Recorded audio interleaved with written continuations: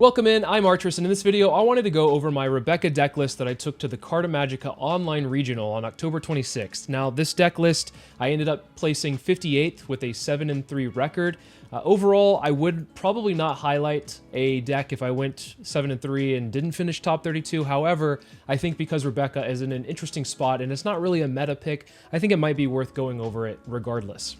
You might be asking, why even bring Rebecca in the first place? Well, for me, the reasoning was very simple. There's a lot of Black Yellow Luffy in the meta right now, and I think that Rebecca has a couple of direct answers to that deck, and it's very hard for Black Yellow Luffy to get past what Rebecca can throw on the field. However, it does have a really bad Lucci matchup, and so I was kind of hoping to avoid as many Luccis as possible, but with a representation of almost a quarter of the tournament usually, it's, kind of far-fetched to expect to dodge it, and of course I did play some Luccis overall in the tournament. We'll get to the matchup spread in a bit. But before we go over the leader and all the matchups and everything in between, please make sure to drop a like and a sub. It helps out the channel immensely. Additionally, if you'd like to talk about the One Piece card game outside of the YouTube comments, please make sure to join the Discord. The link is in the description. Now, if you're unfamiliar with what Rebecca does, don't feel so left out. A lot of my opponents actually didn't know what Rebecca did as well over the weekend, which is probably one of the reasons why I kind of won some of the games I did. However, I digress. This is a 5-life leader in blue and black that says this leader cannot attack and activate main once per turn. You can pay 1 Dawn if you have 6 or less cards in hand. Look at the top 2 cards of your deck, and then reveal up to 1 Dressrosa type card and add it to your hand, then trash the rest. So this leader, obviously not being able to attack is a huge turnoff for a lot of people, but the caveat there is that you're able to draw repeatedly most of the time throughout the game. So starting off, we're running 2 Gats. This is a 2k counter that basically just says up to 1 of your Dressrosa type characters can also attack active characters during this turn. It came in handy a few times. Being able to attack into blockers like a Rebecca blocker and then just clearing it is very nice. And this is one that I think, is a good 2k counter for the most part, but you can play it down. I did a couple times. I also brought it back out with Moria, which we're playing a Moria variant, which we'll get to. But yeah, this is overall a very useful utility 2k. Next, I'm running 3 of the Rebecca Searcher. It just is like your leader ability. However, you can look at the top 3 instead of the top 2. So this does come in handy, and instead of running it at 4, I felt like 3 is probably the right amount, just because you are using your leader ability quite often, and so you don't really need 4 to be able to search too much. It is handy to be able to search out the pieces that you are looking for, of course, but you have your leader ability for that, and as a backup plan, you can always play the Rebecca down. Next up, I'm running 4 One-Legged Toy Soldier. This card is really great with the deck overall. I think this is probably one of my favorite 2Ks in the game. It's a 2K counter that says activate main. You may trash this character, give up to 1 of your opponent's characters -3 cost during this turn, and we have the new PRB, printing there. It's actually, I really like this printing. I don't know if you guys care about foils or not, but like this is pretty sick overall. Anyway, this is a really good card to combo with your Kairos, which makes sense if you're using this ability to -3 on something that's like usually a 4 cost. Play out a Kairos, then you should be able to KO that. It's really fitting because you're replacing the One-Legged Toy Soldier with Kairos there. But we're running 4, and it's a great utility 2K. Another great utility 2K is the Barto here. And this is a 2k counter that's also a blocker for 3. So sometimes I would play this out if I needed to be able to block something for a turn. And also a really important thing to note about the Barto blocker is that you can grab this 2k back with a Rebecca. So if you play the Rebecca blocker out, you can grab this because it's a 3 cost. The other 2Ks you can't, unfortunately, because the One-Legged Toy Soldier is a 2 cost and then the Gats is a 1 cost. You're unable to grab it with Rebecca out of the trash. So that's why we're running 4 of these Bartos, just to guarantee we can grab a 2K. If we were able to grab, Gats or something, I'd probably bump these up because being able to attack active characters is super huge in this deck overall. Next, we are running 4 Kairos. This is a 3 cost, 5,000 power body that basically is your leader, if you can consider it that. It says if this character would be KO'd, you may rest your leader or core to Coliseum instead. We're running 4 of them because, the more leaders you can get out on the field makes, more sense, right? This is essentially your leader, as I said. So you want to try to keep this alive, which is pretty easy. You can either rest your Rebecca leader, or if you have a Coliseum on the field, you can rest that. For the most part, your opponent's not going to be attacking into this. However, I did have some opponents try to attack into it during the tournament. Not obviously they knew that they were going to try to get rid of it, and they were able to, but they took like 2 or 3 swings to do that, and this is just soaking up attacks that could be going to your face. Also, it can easily be brought back out with Rebecca, which I did a lot of the times. That's like her go-to play overall, but 4 Kairos is, I think, pretty standard. I might want to bump it down to 3, but I feel like 4 is, you're going to see it well enough, and you do want to see it quite often. Then we're running, I think the engine of the deck here is 4 Orlumbus. This is an activate main once per turn, give up to one of your opponent's characters, -4 cost during this turn, then trash 2 cards from the top of your deck, then KO to one of your Dressrosa type characters. So oftentimes this is going to be the engine for being able to get rid of the opponent's board. So -4 gets a lot of things within range of being able to pop Kairos. So a lot of any 5 cost in the game will be popped because of Kairos and Orlumbus. The other thing here is Orlumbus. If it's on the field with the Kairos, you can pop the Kairos and then just tap your leader or stage to replace the KO effect, but I think that's pretty well known. Overall, though, Orlumbus is, I think, probably one of the most important pieces in the deck, just because it will allow you to really use most of your engine overall. I'm running 2 Pudding. I think this is probably the most broken card in blue, and so it makes sense to add it into the deck. It's on play. Your opponent returns all cards in their hand to their deck and shuffles their deck. Then your opponent draws 5 cards. There were plenty of times where my opponent was hoarding a bunch of cards, had like 8 or 9 in hand, and I would just play out a Pudding, either hardcast it, or you can also play this from the grave by playing out a Moria. It will bring back a 4 cost, and this could be one of the ones you bring out.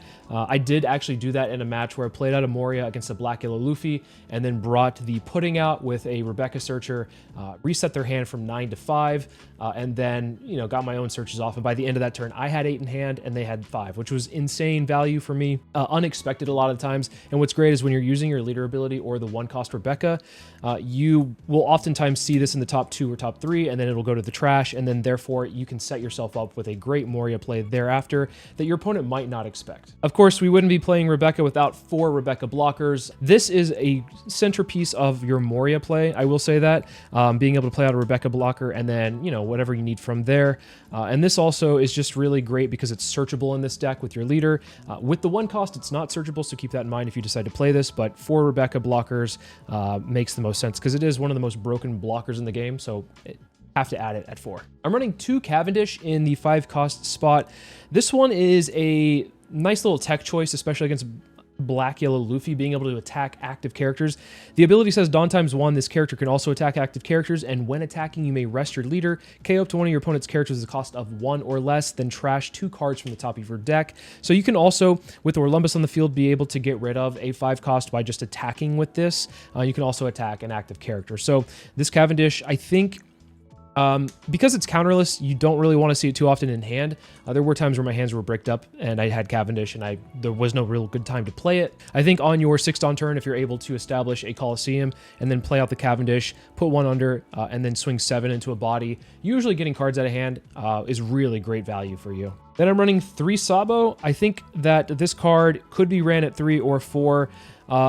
Obviously, I would want to run it at 4, but the deck space is a little tight. So if I was going to make a change here, I probably would just do like -1 Kairos and then maybe +1 Sabo.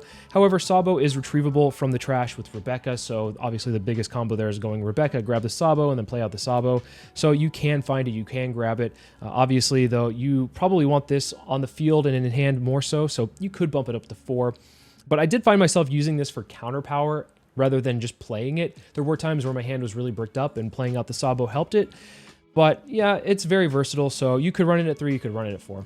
For me, the MVP of the deck is the 7-cost Luffy. I'm running it at 3 instead of 4 just because I think that if you run 4, it is a brick, so you don't want to see too many. And of course, having more Luffys is fine, but you're going to only really be playing 1 at a time, and probably not consecutively, but this is great because this character can also attack active characters. This is the whole point of the deck, being able to drain your opponent's resources from hand by attacking into the board, and then you can KO stuff with like KO effects. But the activate main once per turn, you can return 7 cards from your trash to the bottom of your deck in any order. Set this character as active, then this character will not become active in your next refresh phase. This is really important. This is the most important piece in the Black-Yellow Luffy matchup. So when I played against any of the Black-Yellow Luffys, I was hard mulliganing for this card because it can attack their active characters without having them be rested. So you can remove things off the board with the Sabo effect on their side of the field just by attacking into it, right? It either requires cards from hand, which Black-Yellow Luffy does not like to give you, or it will get the character off the field, which they'll more than likely be able to accept that defeat there. And the other thing here that is really nice with this 7-cost Luffy is that you are able to swing twice. And so if your opponent is at 0 life, like Black Yellow Luffy at 0 life with a Sabo, just 1 blocker on the field, you can stack all Dawn and just swing twice, and they're likely not going to be able to counter out. I was able to do that a couple times during the tournament. Running 4 Moria, this is, I mean, I feel like it's pretty standard in a black deck. Even in Rebecca, you could be running variants where you have the 10-cost Kuzan, or maybe the 8-cost Aramaki combo, or even Jack. You know, Jack's pretty good in this deck too, but I think Moria, just being able to get great value plays with this is super strong. Being able to play out the Moria into the, usually it would be like the 4-cost blocker, into, I think I would, usually for value, just get out the Rebecca blocker or Rebecca searcher. And then with these 3, obviously you can grab something that you need off of this. This can grab either a Kairos or a 2K in the trash and then bring it back to hand. And so the big thing here is like, you're not usually using these Moria plays to get rid of something. You're not Lucci, so you're not like trying to get rid of everything on the field. And maybe that's why I didn't win all my matches. But regardless, I don't think that you really need to. You're usually setting up a great value play with the Moria. And you can play out usually a Kairos and have like a full board at the end of that turn. The other thing that you can do, I mentioned earlier, is that you can also just bring out like a Pudding instead, and Pudding resets a hand, which is really nice. And then, you know, I think Moria just being a 9K body on the field on your side is really, really potent because usually your strongest, as Rebecca, your strongest character is going to be Luffy, but having the Moria be a just base 9,000 power is really powerful. There's a reason this card is busted. There's a reason that, like, you know, 4-cost Rebecca is also considered busted. Just great value overall. Now, you can do some good KO plays with the Moria if you have an Orlumbus already established on the field. Being able to -4 and then play out like a Kairos with the Rebecca is pretty nice. You also have the Ice Ages. I'm running 2 Ice Ages here. -5 to any character on the opponent's side of the field. So with Moria, you could go like Ice Age, play out the Moria, and then be able to get rid of a 6-cost.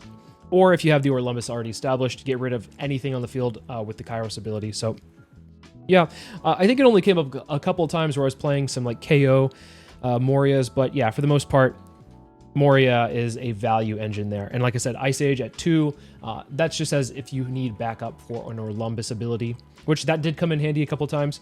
Running 2 of the King Kong gun. This card put in so much work this weekend. Being able to just like swing in for double attacks plus 6,000 is insane, especially if you can put it on your Luffy and then just swing twice and then get rid of their entire life.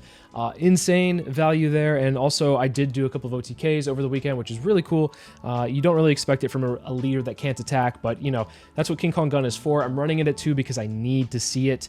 You usually will see it, and sometimes you'll see it at like inopportune times to grab it, where like maybe you use a leader ability and you grab a 2K and you see this, it's like a 2K in this, and you're like, I need the 2K, but I need this for late game.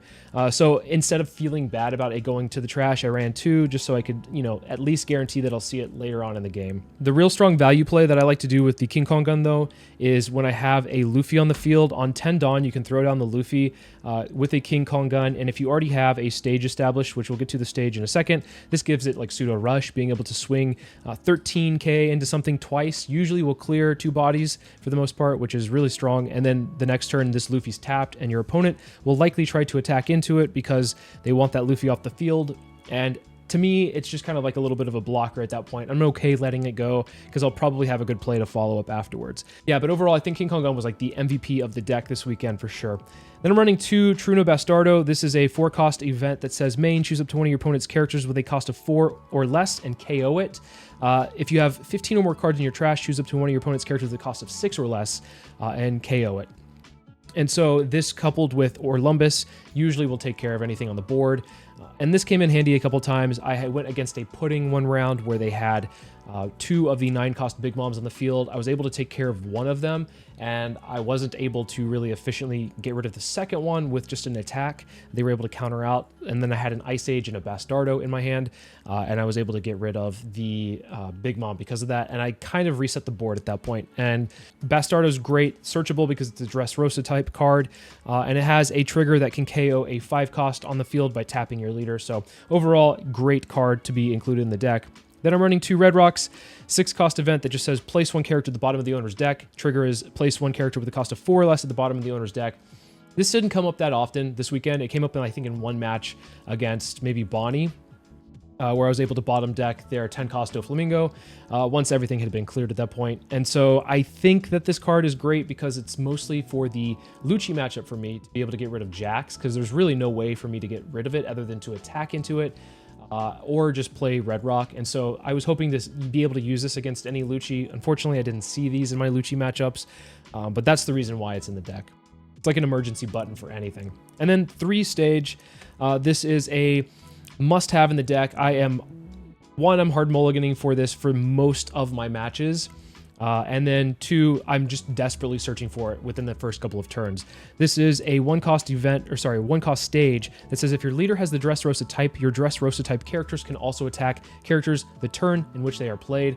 So this gives all of your Dressrosa type characters pseudo rush. It only affects really Pyros. If he comes in standing, he can attack a rested character, but with Cavendish, you can attack active characters the turn that you can play Cavendish down and swing with them. Same thing with Luffy, can attack active characters. So this whole deck is meant to be able to drain your opponent's resources by attacking into their characters when they really don't expect it.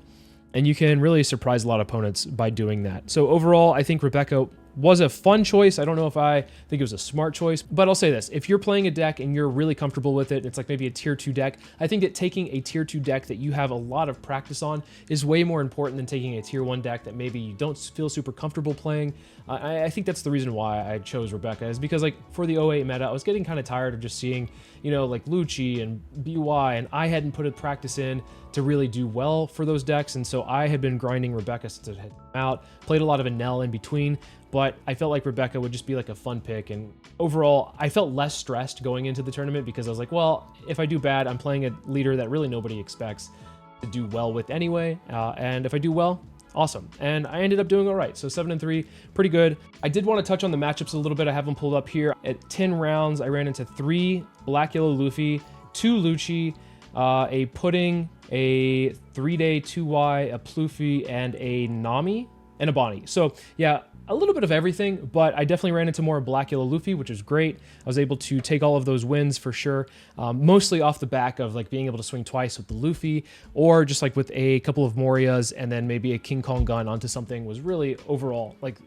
what you're supposed to be doing anyway, and was able to execute those game plans pretty efficiently in the Black Yellow Luffy matchups. Now, Lucci, I feel like that was just like a lost cause anyway. I think that my opponents were able to establish exactly what they needed, and I really couldn't answer it. So yeah, I think that matchup's really rough anyway. I told most of the opponents like, hey, you know, just play normally and you'll probably be fine. So yeah, I think that, you know, Lucci's kind of a lost cause, but maybe I'm playing it wrong. Maybe somebody in the comments can tell me how to play it. But yeah, Lucci was definitely 0-2 for the weekend. I played against a Bonnie, which Bonnie, basically if you just establish in Orlumbus, you should be okay for the most part. Just being able to answer the bodies that they do play down and then build up a board is pretty nice. And I was able to just like slowly pick away at what they were doing. And by the end of the game, it was a very close game. It almost went to overtime time. We were like 4 or 3 minutes left in overtime. But that's kind of how it goes. It's a grind match with Bonnie. The Purple Luffy matchup was the first matchup of the day, and that one I was a little bit worried about. But I think Purple Luffy, they did play Magellan down, which is one of the worst things you can see because they don't have a lot of bottom decking effects. But at some point I was able to just, you know, get rid of it. And I think I was like comfortable at a point. I wasn't at 10 Dawn yet. I think I was at 9. And anyway, just establishing an Orlumbus, and they were unable to answer it. The Orlumbus put in some work. And then by then I was able to play out a couple of Morias, which helped seal the deal. The Pudding matchup was crazy. I went against a Pudding that played like 2 9-cost Lin, the purple one. They ended up playing like 1 10-cost Big Mom, and then I think 1 Ace. They were at like 7, 8, maybe even 9 life at some point. I can't quite remember exactly how much life they were at, but it was like a tall task to try to get through it. But I was able to establish 3 Morias that game, and then also a 7-cost Luffy. So the 7-cost Luffy was mostly just being used to swing into any bodies that they threw down. And the Morias were just picking apart, like going at the life. At some point, I think they had like 5 cards in hand, and that's when I started swinging with my Morias. And they took all 3 Moria hits, and then I played a Pudding after, which I apologized, but obviously it's you know, I think very needed to be able to play there, and it felt kind of weird playing a Pudding against a Pudding, but hey, it happens. And so yeah, that matchup was rough to start, but if you can hang in there, you should be fine. Like I mentioned, the Black Yellow Luffys overall were pretty easy to play. Not easy. I'll say this, my opponents on my Black Yellow matchups definitely played it, I think, to the best of the cards that they had in hand, but I just stuck to the game plan and just was able to establish a Luffy and then protect the Luffy and keep it going for the most part. So to touch on the 3-day 2Y, basically they're only really good at answering like one body a turn. If you can establish a Kairos pretty early and then maybe in a body or two like a Moria or like a 7-cost Luffy and just keep that alive, you should be okay. And that's what I was able to do. And I just powered through what they were throwing out. And then the Nami match, I definitely at some point probably misplayed it, but I think that they had like 8 or 9 cards in hand. They went double Opus. The turn before I was going to play Pudding, they were down to 6 at that point. I still played it, and then I had a Luffy and then a full board established, and I went double King Kong Gun on the Luffy and then a Kairos. They had some amazing triggers in life to be able to draw a bunch, and then by the end, I think they had like 10 cards in deck, 4 cards in hand. They were at 0 life, and they used every card in their hand to be able to get to the 0 at the deck. So they got like a perfect at that point. And I was just like, okay, cool, you got it. Feels bad, but I definitely probably could have played it better. But overall, yeah, I'd say that the deck, not sure exactly how it'll go in the 8.5 meta. The new Dofi starter deck is just giving a lot of power to that leader overall and will be a menace, but I think there's probably some ways to build around it. I'll probably test it out a little bit and report back overall. But yeah, hopefully you guys find some interest in Rebecca. It will be a great leader in OPO 10 for sure with all of the new leaks that have come out recently. And it's a fine, fun leader to play right now. So I recommend, you know, just taking a leader that you feel you really are competent on, put some practice into it, and who knows, maybe you can finish at a top 64 at a tournament like I can. If I can do it, then obviously anyone else can as well. Probably upload way more going into OPO 9, so look for that. Let me know what you guys think about the content. Let me know what you'd like to see. Thank you for watching as always, and I'll see you in the next one.